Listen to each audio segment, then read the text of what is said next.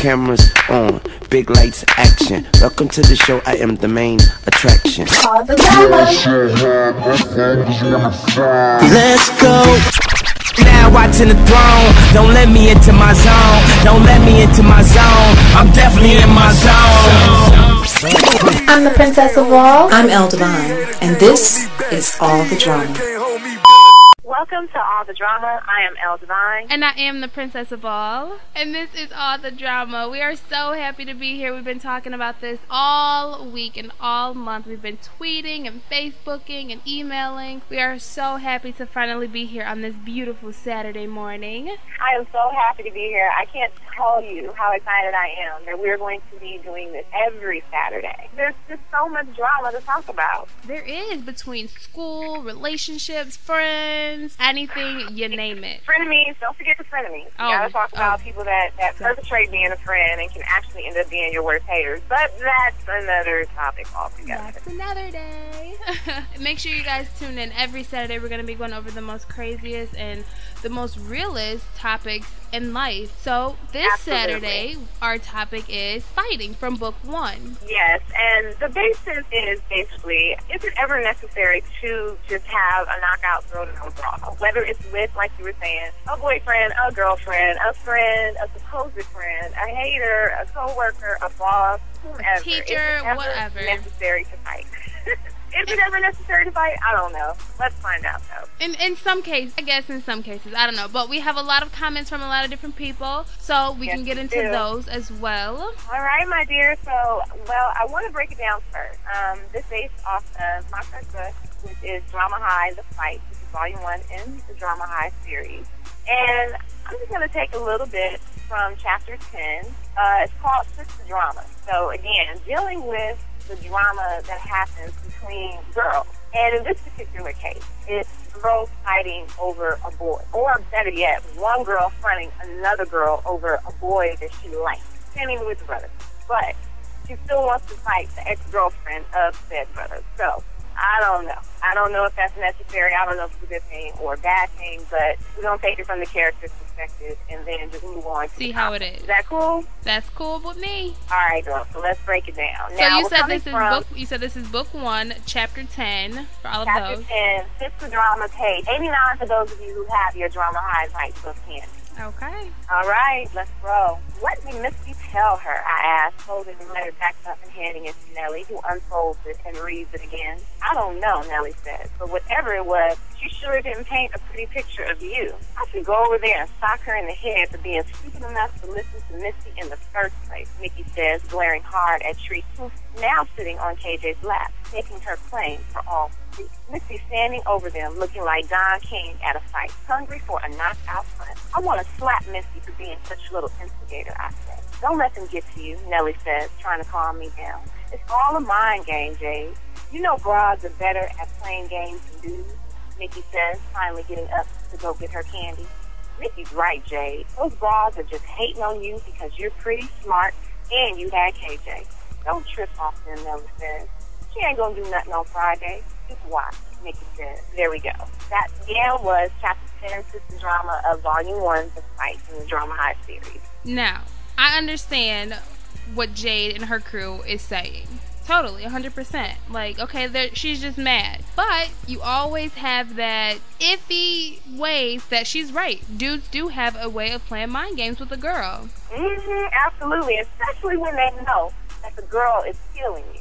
Yeah. They really, I mean, I don't mean to be stereotypical. I'm not profiling like, Jay said yesterday on the show on that one. But, I mean, honestly, it's something about that emotional touch. You know what I'm saying? And you see how the scene was set up, because basically they're in a mall, and Jade and her crew is just sitting in one area, and the girl is sitting on her ex-boyfriend's lap and still fronting Jade. Like, if you're sitting on dude's lap, why are you still fronting that? But this is the thing. Girls do that on purpose. Girls flaunt. And to me, I don't understand why girls do that, because you would think, we're females, like, we should all get together and work together. But females do it on purpose to get a reaction. Sometimes you can give them... it's that reaction. Yeah, sometimes you can give them the reaction that you want to, but then again, it's like, okay, am I really going to give her the satisfactor of making me upset? Okay, now, this is something that we really need to talk about, because it's that action reaction, and getting a hot head.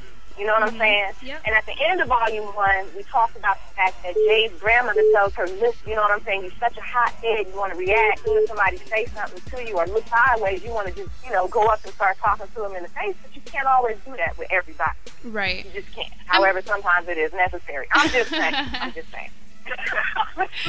Yeah, you can't do that with everybody. But I mean, sometimes you have to learn to control your anger. And then sometimes sometimes it does get the best of you, and before you know it, something crazy has just happened and you sitting here like, oh my god, I can't believe I just punched this girl in the face. But then sometimes you have after she's on the ground and crying, and after it's all said and done, you're like, okay, like I feel bad, like I shouldn't have went there with the girl. But then sometimes people feel like, you know what? This is my only way of making my true statement and letting you know what's really good. You know? Absolutely. And I think there's also, just to kind of have a level playing field here, there's also the fact that somebody will basically just keep coming at you like a pit bull. That was my nickname, by the way, in college and high school, but that's another topic. But, they keep coming. They keep coming at you. You know what I'm saying? And it's like, at a certain point, words are just not enough for certain people. I'm not saying in all situations, but basically, I think for some people, the only language that they speak is fist to fist, or fist to mouth, or fist to head, or however the fist ends up landing.